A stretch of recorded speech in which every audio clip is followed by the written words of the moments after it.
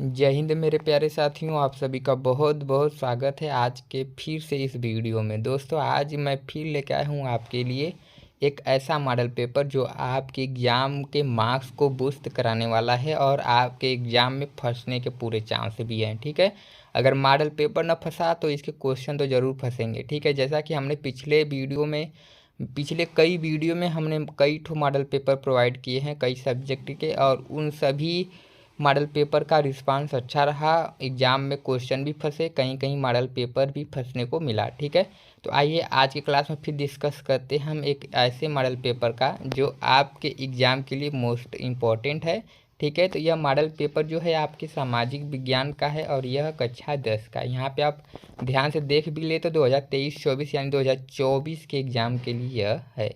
ठीक है, पूर्णांक 70 नंबर का होता है, आपको मालूम है, सोशल साइंस का। ठीक है, और यहाँ पे लिखा गया है सामान्य निर्देश, तो ये सामान्य निर्देश आप अपने से पढ़ लीजिएगा। ठीक है, तो हम इस वीडियो के माध्यम से क्वेश्चन को रीड करके आपको बताएंगे, और जहाँ पे हमें लगेगा कि नहीं हमको आपको समझाना है वहाँ पे हम समझाने का भी प्रयास करेंगे। ठीक है, अगर आपको इसका पीडीएफ चाहिए तो आप हमें कमेंट बॉक्स में बताना, मैं आपको इसका पीडीएफ प्रोवाइड करा दूँगा। ठीक है, चलिए, मैं सब कुछ फ्री में आपको प्रोवाइड कराऊंगा, कोई भी आपसे चार्ज नहीं लेने वाला। बस आप चैनल पे बने रहिए, और हाँ, ऐसे ही अपडेट अगर आपको चाहिए तो चैनल को सब्सक्राइब कर लीजिए, वीडियो को लाइक कर लीजिए, क्योंकि इस चैनल पे आपको यूपी बोर्ड एग्ज़ाम का जब रिजल्ट आएगा सबसे पहले इसी चैनल पे आपको देखने को मिल जाएगा। ठीक है, तो यूपी बोर्ड एग्ज़ाम से अगर आप बिलोंग करते हैं तो आप चैनल को सब्सक्राइब ज़रूर कर लें, क्योंकि यहाँ पे यूपी बोर्ड एग्ज़ाम से रिलेटेड वीडियो अपलोड किए भी जाते हैं। ठीक है, चलिए क्लास को कंटिन्यू करते हैं, बहुत हो गई बड़बड़ी। ठीक है, तो खंड में आपके जो बहुविकल्पी प्रश्न होंगे अब अच्छी तरह से आपको मालूम है, और टोटल 20 नंबर के आपके बहुविकल्पी प्रश्न आने वाले हैं। जैसे पहला देखिए क्या है, राष्ट्रवाद का उदय सर्वप्रथम किस देश से हुआ? ड्यूक मैटरनिख ने सामाजिक व्यवस्था का सबसे खतरनाक दुश्मन किसको माना? सूती कपड़ा मिल की रूपरेखा किसने रखी? तीसरा प्रश्न। चौथा है, 1928 से 1934 के बीच भारत में गेहूं की कीमत 50% तक गिर गई, इसका कारण था? अंतर्राष्ट्रीय बाजार में क्या कारण था, ये सब आपको बताना है। ठीक, फिर 1448 ईस्वी में गुटेनबर्ग ने कौन सी पहली पुस्तक छापी? छठवां है, बेल्जियम से सामुदायिक सरकार का चुनाव कौन करता है? सातवां, निम्न में से कौन सा लक्षण संघीय सरकार से संबंधित नहीं है? ठीक है, मैं थोड़ा फास्ट क्वेश्चन को रीड कर रहा हूँ क्योंकि आपके पास भी समय नहीं है ना, तो मैं आपके समय की कीमत समझता हूँ, मैं भी एक स्टूडेंट ही हूँ। ठीक है, तो मैं आपके समय की कीमत समझता हूँ। ठीक, चलिए, आठवां है, निम्नलिखित में से लैंगिक असमानता को बढ़ावा देने का कारण नहीं है। फिर नौवां है, सांप्रदायिकता की समस्या प्रारंभ होती है। 10वां है, निम्नलिखित में कौन सा संघ सूची का विषय नहीं है? ठीक, 11वां है, निम्नलिखित में से पंजाब में भूमि संकुचन का मुख्य कारण क्या है? 12वां है, निम्नलिखित को सुमेलित करते हुए सही विकल्प का चयन कीजिए। तो यहाँ पे क्या करना है, सुमेलित करना है। ठीक, फिर यहाँ पे निम्नलिखित में से, इसको मैं समझा देता हूँ थोड़ा। ठीक है, जैसे सुमेलित मतलब मिलान करना। मिलान सबसे पहले आप क्या करिएगा, मिलान कर लीजिएगा। जैसे भाखड़ा नांगल कहाँ का है, किस नदी पे है, तो वो कर लीजिएगा। हीराकुंद, फिर सर्ण, इसको मिला लीजिएगा। फिर यहाँ पे जो नीचे आपके ये विकल्प के रूप में दिए हैं, तो जैसे क का किस में मिलाए हो, तो जो जो पूरे में मिलेगा उसी को सही कर दीजिएगा। ठीक है, चलिए अगला, निम्नलिखित में से प्राथमिक क्षेत्र का क्रियाकलाप नहीं है। फिर 14वां है, सार्वजनिक एवं निजी क्षेत्र को किस आधार पर वर्गीकृत किया जाता है? 15वां, भूक्षरण से क्या तात्पर्य है? 16वां है, मगरमच्छ, गैंडा, काला हिरण किस जाति में नहीं आते? फिर 17वां है, निम्नलिखित में से कौन सा व्यापार अवरोधकों का लक्षण नहीं है? ठीक, फिर 18वां है, भूमिहीन ग्रामीण मजदूरों के लिए सबसे अधिक उपयुक्त विकास का लक्ष्य कौन सा है? फिर 19 है, निम्नलिखित में से कौन सा परंपरागत ऊर्जा का स्रोत नहीं है? 20 है, वैश्वीकरण का बहुराष्ट्रीय कंपनियों के निवेश पर क्या प्रभाव पड़ा? तो इस प्रकार से ये 20 बहुविकल्पी प्रश्न है आपको।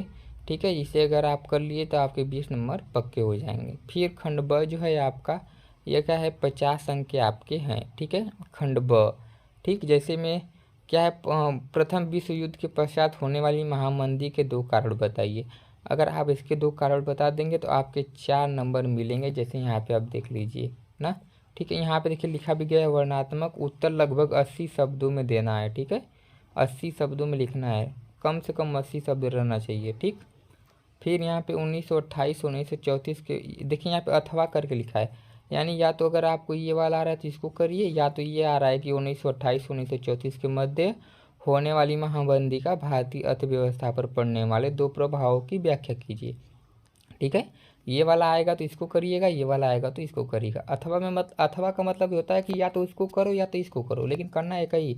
तेजू खान मत बन जाना कि नहीं उसको भी करना है इसको भी करना, दोनों को करोगे तो फिर वही टाइम आपका बेकार जाएगा, समय नहीं मिलेगा और क्वेश्चन छूट जाएगा। ठीक, फिर सत्ता की साझेदारी लोकतंत्र की आत्मा है, इस कथन की कारण सहित पुष्टि कीजिए।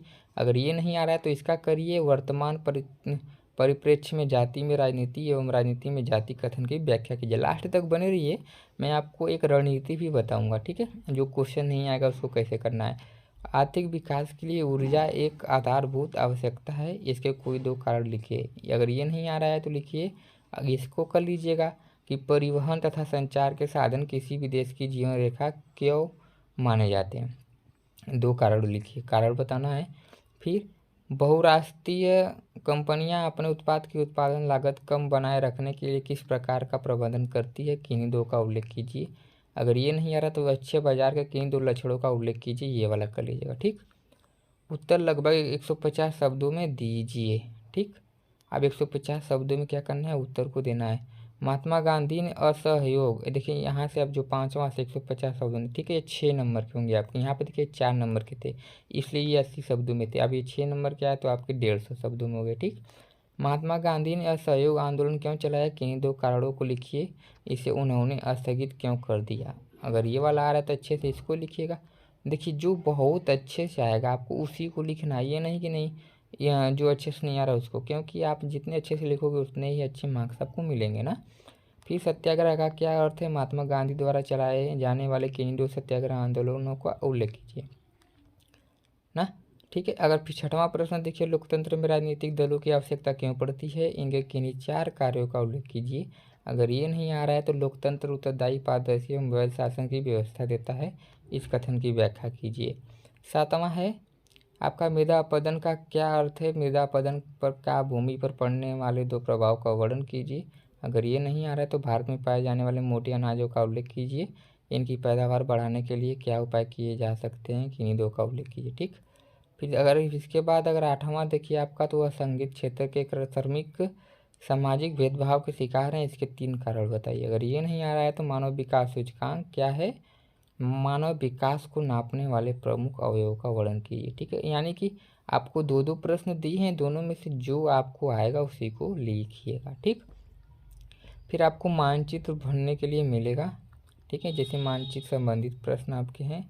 ठीक, क्या है, निम्नलिखित स्थानों को भारत के रेखा मानचित्र में चिन्ह द्वारा नाम सही दर्शाइए। सही नाम और सही अंकन हेतु एक आधा आधा यानी 1 नंबर, आधा आधा जोड़ेंगे तो 1 नंबर मिल जाएगा आपको। ठीक है, जैसे वह नगर जहाँ जलियांवाला बाग हत्याकांड हुआ, तो आपको नक्शा मिलेगा भारत का, वहाँ पे वह नगर बताना है जहाँ पे जलियांवाला बाग हत्याकांड हुआ, तो वहाँ पे से बूंदा लगाना है और वहाँ पे नाम भी लिखना है। ठीक, वह स्थान अगर आप बूंदा लगा के जगह बना दिए तो आधा नंबर मिल जाएगा, नाम लिख देंगे तो आपको आधा नंबर मिल जाएगा, दोनों मिला के 1 नंबर हो जाएंगे। ठीक, फिर वह स्थान जहाँ गांधी जी ने सर्वप्रथम नमक कानून तोड़ा।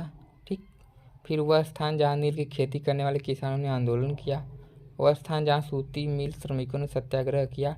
वह स्थान जहाँ दिसंबर 1920 में भारतीय राष्ट्रीय कांग्रेस का अधिवेशन हुआ। तो ये सब आपको क्या करना है, दिखाना। ठीक है, केवल दृष्टिबाधित परीक्षार्थियों के लिए मानचित्र कार्य के विकल्प के रूप में, यानी कि जो दृष्टि से क्या है बाधित है उनके लिए क्या करना होगा, ये इन प्रश्नों को करना होगा। निम्नलिखित प्रश्न को उत्तर अपनी पुस्तिका में लिखिए, मानचित्र का प्रयोग न कीजिए। तो इनके डायरेक्ट क्या करना है, उनको उत्तर लिखना। दृष्टिबाधित यानी कि जिनको देखने में प्रॉब्लम। ठीक, मानचित्र कार्य, अब यहाँ पे 10वां प्रश्न क्या है, मानचित्र कार्य है, दिए गए भारत के मानचित्र में निम्नलिखित को दर्शाइए। ये भी क्या करना है, दर्शाना है।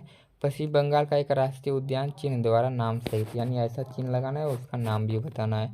नर्मदा नदी पर बना बांध, इसके ऐसा जैसा चिन्ह लगाना है द्वारा नाम सहित। ठीक, फिर तीसरा है महानदी, अब नदी का क्या करना है, सिंबल ऐसे देना है। ठीक, फिर झारखंड का एक कोयला क्षेत्र, इसका सिंबल ऐसे देना है।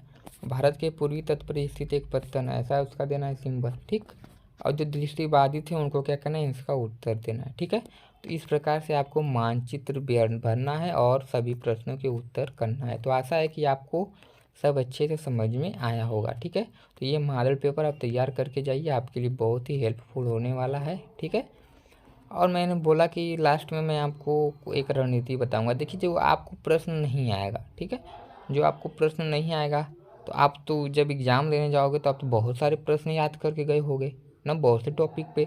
लेकिन कुछ टॉपिक ऐसे होंगे जो आपके एग्ज़ाम में आए नहीं होंगे, लेकिन आप उसे याद करके गए होगे। सही बात है ना। तो आप करिएगा क्या ना कि जो प्रश्न नहीं आ रहा है आपको, उसको छोड़ने से अच्छा जो टॉपिक आप याद करके गए हो उस प्रश्न में उसको लिख देना। कुछ तो कुछ नंबर एग्जामिनर जरूर आपको दिख जाएगा, इससे बढ़ेगा नंबर।